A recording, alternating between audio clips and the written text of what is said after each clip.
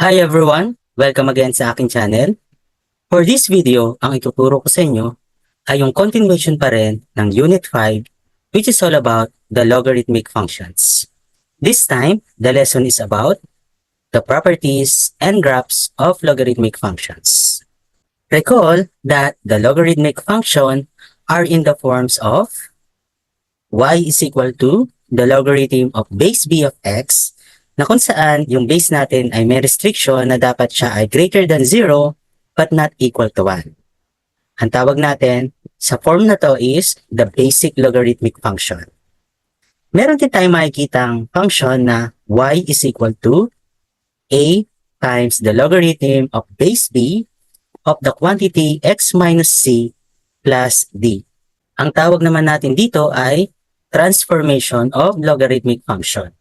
Dahil yung basic logarithmic function ay tinransform natin, nilagyan natin ng additional coefficient a, dinagdagan natin ng additional constant sa number c, at additional constant after the logarithm. We're going to determine the properties and graphs of these logarithmic functions. Let's start with the behavior of logarithmic functions in relation with the exponential function.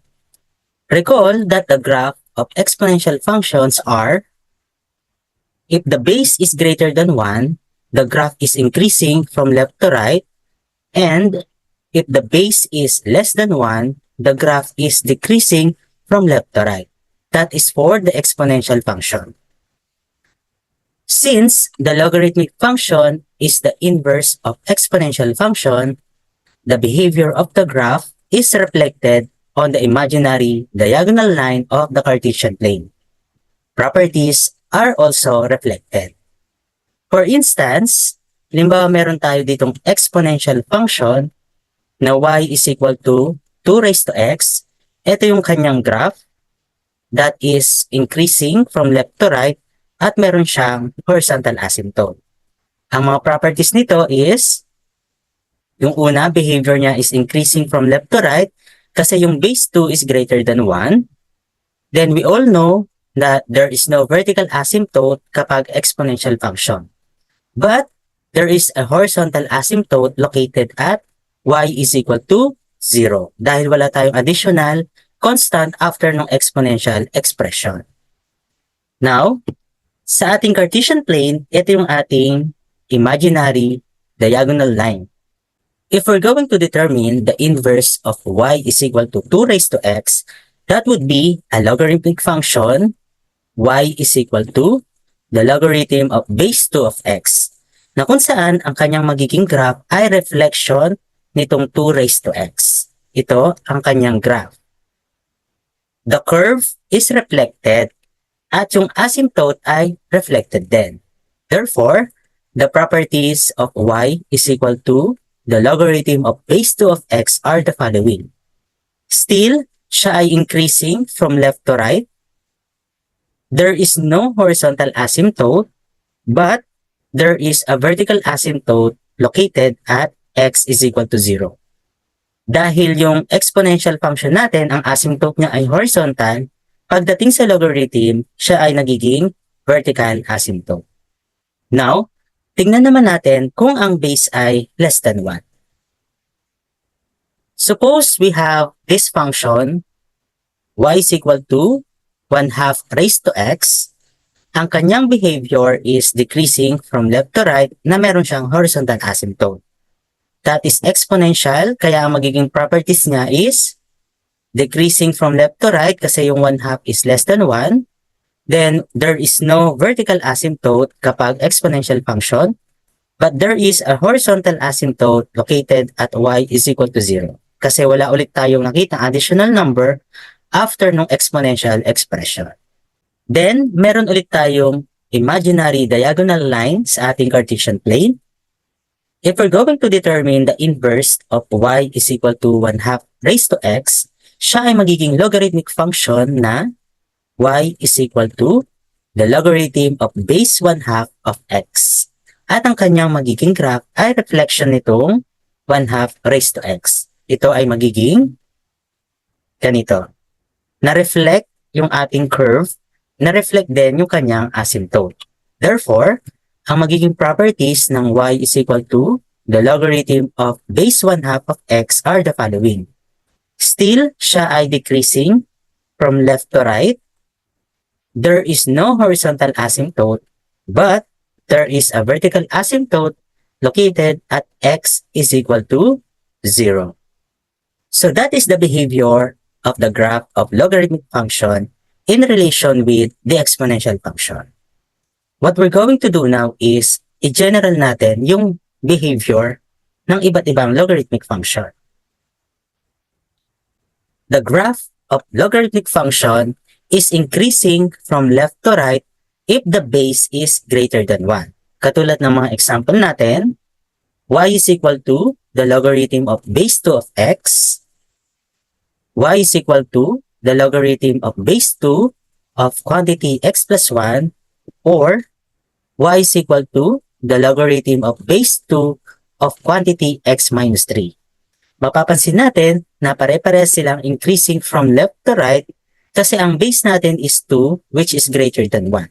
Nagkakaiba lang sila sa posisyon ng vertical asymptote. At ang vertical asymptote ay na-determine natin sa value ng c. Ito ay walang c kaya siya 0, kaya ang vertical asymptote ay nasa x is equal to 0. Ang value ng c dito is negative 1, kaya ang vertical asymptote ay nasa x is equal to negative 1. And this one, the value of c is 3, kaya ang vertical asymptote ay located sa x is equal to 3. Next, the graph of logarithmic function is decreasing from left to right if the base is less than 1. Katulad ng mga examples natin na y is equal to the logarithm of base 1/2 of x, y is equal to the logarithm of base 1/2 of quantity x plus 2, or y is equal to the logarithm of base 1/2 of quantity x minus 4. Mapapansin natin na lahat sila ay decreasing from left to right kasi ang base natin is 1/2 which is less than 1. Ang pagkakaiba nila ulit is yung location ng vertical asymptote. Itong una nating graph dahil wala tayong additional c, that is x is equal to 0. Kaya ang vertical asymptote ay nasa x is equal to 0. Itong pangalawa natin, ang value ng c is negative 2. Kaya ang vertical asymptote natin ay nasa x is equal to negative 2. And itong last, dahil ang value ng c ay positive 4, ang location ng vertical asymptote is x is equal to positive 4. Now that we know the behavior of the graphs of logarithmic function, let's do the following. Determine the properties and graph of logarithmic function. Example number 1, y is equal to the logarithm of base 3 of x. Sa ating example number 1, kailangan i-determine muna natin yung value ng b at c. Ang value ng ating b is the base 3 at ang value ng c ay 0 kasi wala tayong dinagdag sa x. Ang value ng b ay gagamitin natin para ma-determine ang behavior. Since b is greater than 1, the graph is increasing from left to right. The next property is x-intercept. Pag sinabi natin x-intercept, we're going to substitute y is equal to 0. Ito ulit yung ating original function. Yung y ay papalitan natin ng 0, kaya magiging 0 is equal to the logarithm of base 3 of x. Then apply natin yung pagsasolve ng basic logarithmic equation. I-convert natin to into exponential. Ito ay magiging 3 raised to 0 is equal to x. Again, that is 3 raised to 0 is equal to x. Then simplify. Ang 3 raised to 0 ay 1, kaya x is equal to 1. Kaya ang x-intercept natin ay located sa 1, 0. The next property is the y-intercept. Pag sinabi natin y-intercept, we're going to substitute x is equal to 0. Ito ulit yung ating original function. Yung x ay papalitan natin ng 0, kaya magiging y is equal to the logarithm of base 3 of 0. Dahil walang logarithm ang 0, The answer is undefined. Therefore, wala tayong y-intercept. None. The next properties are the asymptotes and the domain and range. The vertical asymptote of logarithmic function depends on the value of c. Ang value ng c natin is 0, therefore the vertical asymptote is x is equal to 0. Dahil meron tayong vertical asymptote, may restriction ang ating domain. Nasa kanan ng vertical asymptote yung graph natin, kaya ang domain is all real numbers greater than 0. Then, sa horizontal asymptote, wala tayong horizontal asymptote with respect to logarithmic function. Therefore, the answer is none. Dahil wala tayong horizontal asymptote, wala tayong restriction sa range. Therefore, the range is all real numbers. Dahil kumpleto na yung ating properties, mas madali na natin siyang maigagraph sa Cartesian plane. Suppose this is our Cartesian plane, ang una nating ilolocate ay yung x-intercept na 1, 0. That is located here. Next, dahil wala tayong y-intercept, wala tayong ilalagay na y-intercept. Then, vertical asymptote is located at x is equal to 0. That is a vertical dashed line located sa x is equal to 0. Next, sa horizontal asymptote, none, kaya wala tayong ilalagay na horizontal asymptote. Ang idadagdag natin dito ay additional point. It's either sa left ng x-intercept or sa right ng x-intercept. Ang pipiliin kong point ay yung dito sa right ng x-intercept. We're going to add one more point on the right side of x-intercept. And then, ang pipiliin kong value is x is equal to 3 para mas mabilis siyang isolve. If x is equal to 3, ang ating equation ay magiging y is equal to the logarithm of base 3 of 3. Then, apply natin dito yung basic property of logarithms. Ang answer dito ay 1. Therefore, yung other point natin is 3, 1. And that is located here. Dahil meron na tayong dalawang points at vertical asymptote, pwede na nating sketch yung curve ng ating graph. Tandaan na ang behavior ay increasing from left to right asymptotic sa ating vertical asymptote. Therefore, ang magiging graph natin is like this. Ito ang graph ng y is equal to the logarithm of base 3 of x. Let's have additional example. Determine the properties and graph of logarithmic function. Example number 2, y is equal to the logarithm of base 3 of quantity x plus 1. Sa ating example number 2, ang una ulit natin gagawin is i-determine ang value ng b at c. Ang value ng ating base ay 3 at ang value naman ng c is negative 1. Ang value ng b ay gagamitin natin para ma-determine ang behavior. Since b is greater than 1, the graph is increasing from left to right. The next property is the x-intercept. Again, pag sinabi natin x-intercept, we're going to substitute y is equal to 0. Ito ulit yung original function natin. I-substitute natin yung y is equal to 0. Kaya ito ay magiging 0 is equal to the logarithm of base 3 of x plus 1. Then, apply ulit natin yung pagsosolve ng basic logarithmic equation. I-convert natin into exponential. Ito ay magiging 3 raised to 0 is equal to x plus 1. Again, 3 raised to 0 is equal to x plus 1. Then, i-transpose natin yung positive 1 sa kabila, magiging minus 1, then is equal to x. I-simplify natin ito. 3 raised to 0 ay 1, minus 1, then x is equal to 0. Therefore, ang ating x-intercept ay located sa 0, 0. The next property is the y-intercept. Pag sinabi natin y-intercept, we're going to substitute x is equal to 0. Ito ulit yung ating original function. yung x ay papalitan natin 0, kaya y is equal to the logarithm of base 3 of 0 plus 1.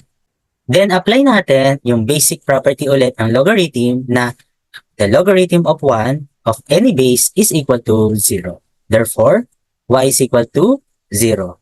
Ang ating y-intercept ay located sa 0, 0. Ang susunod nating mga properties are asymptotes, domain, and range. For the vertical asymptote, it depends on the value of c. Ang ating c ay negative 1. Therefore, the vertical asymptote is x is equal to negative 1. Dahil meron tayong vertical asymptote, meron tayong restriction sa domain. Ang ating graph ay nasa kanan ng x is equal to negative 1. Therefore, the domain is all real numbers greater than negative 1. Then, pagdating sa horizontal asymptote, wala tayong horizontal asymptote sa logarithmic function, kaya ang answer ay none. Dahil wala tayong horizontal asymptote, wala tayong restriction sa range. Therefore, the range is all real numbers. Dahil kumpleto na yung ating mga properties, mas madali na natin siya ma-graph sa Cartesian plane. Suppose ito ulit yung ating Cartesian plane. Ang una nating ipa-plot ay yung x-intercept, which is 0, 0. And that is the origin. Next, mayroon tayong y-intercept na 0, 0 ulit, kaya siya ay nasa origin din. Ang susunod is vertical asymptote. Ang vertical asymptote natin ay x is equal to negative 1. That is a vertical dashed line located at x is equal to negative 1. And then, dahil ang horizontal asymptote is none, wala tayong horizontal asymptote. Kulang pa tayo ng isang point, so maglagay tayo either sa left ng x-intercept or sa right ng x-intercept. Piliin ulit natin yung nasa right, kaya we're going to add one more point on the right side of x-intercept. Ang pipiliin kong value ng x sa kanan is positive 2 para mas mabilis i-solve. If x is equal to 2, ang ating magiging equation is y is equal to the logarithm of base 3 of quantity 2 plus 1. Kaya siya magiging the logarithm of base 3 of 3. Na kung saan, pag in-applyan natin ng basic property of logarithm, the answer is 1. Therefore, yung isa pa nating point ay located sa 2, 1. And that is located here. Dahil meron na tayong dalawang points at vertical asymptote, pwede na nating sketch yung curve ng ating graph. Tandaan na ang behavior ay increasing from left to right, asymptotic sa ating vertical asymptote. Therefore, ang ating graph is like this. Ito ang graph ng y is equal to the logarithm of base 3 of quantity x plus 1. Let's have one more example. Determine the properties and graph of logarithmic function. Example number 3, y is equal to the logarithm of base 3 of quantity x minus 3. Sa ating example number 3, again, kailangan i-determine muna natin yung value ng b at c. Ang ating base ay 3, ang ating c ay positive 3. The value of b will determine the behavior. Since the base is greater than 1, the graph is increasing from left to right. Then the next property is x-intercept.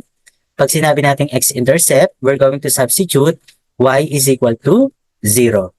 Ito ulit yung original function natin. Yung y ay papalitan natin ng 0, kaya magiging 0 is equal to the logarithm of base 3 of quantity x minus 3.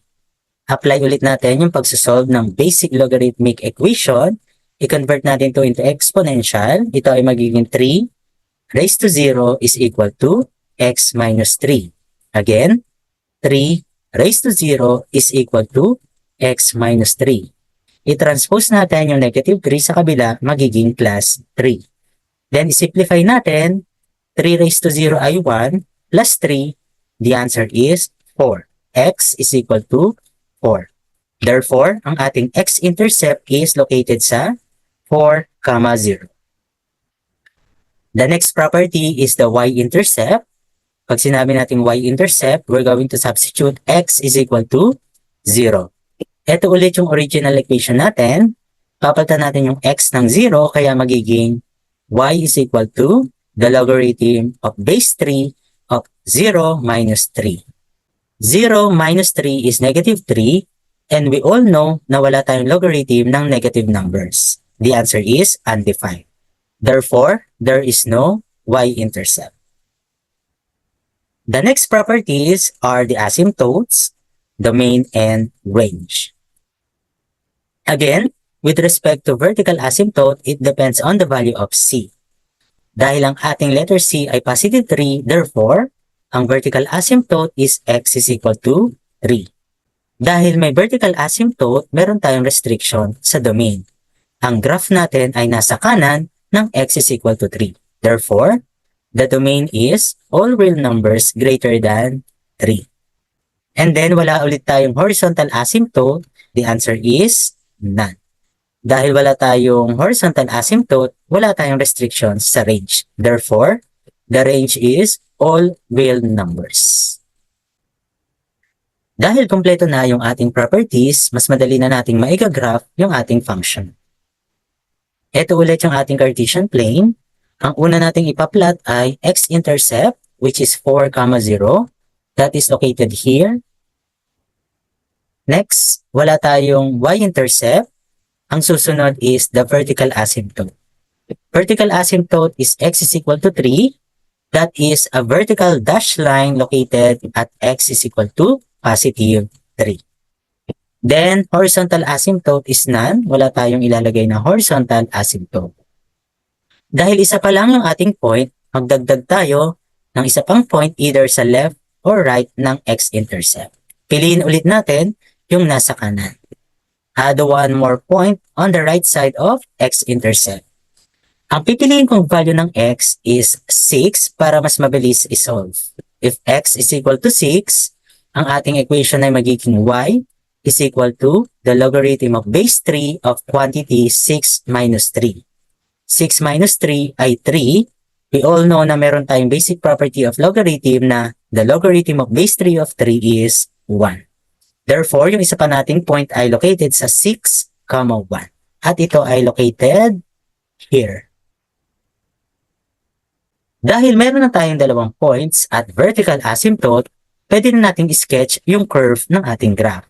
Again, ang ating behavior is increasing from left to right, asymptotic sa ating vertical asymptote. Therefore, ang magiging graph natin is like this.